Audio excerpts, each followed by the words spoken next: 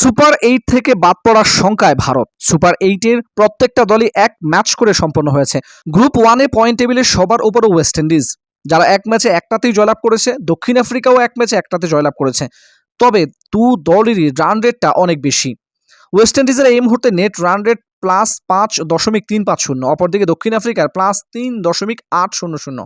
ভারত এবং জিম্বাবুয়ে দুটি দলই পরাজিত হয়েছে এবং দু দলেরই নেট রান রেটটা অনেক বেশি দুর্বল। গ্রুপ 2-এ ইংল্যান্ড একটি ম্যাচ খেলেছে, একটিতে জয়লাভ করেছে, তাদের নেট রান রেট +2.550। নিউজিল্যান্ড এবং পাকিস্তানের ম্যাচটি পরিত্যক্ত হয়েছে, দুটি দলই একটি করে পয়েন্ট ভাগাভাগি করেছে। শ্রীলঙ্কা এক ম্যাচে পরাজিত হয়েছে। স্বভাবতই এই গ্রুপ থেকে শ্রীলঙ্কা বাদ পড়ার সম্ভাবনা সবচেয়ে বেশি। 8 দলের কোন 4টি দল যাবে সেমিফাইনালে? কমেন্ট করুন আপনার মতামত। আর ভারত কি যেতে পারবে সেমিফাইনালে?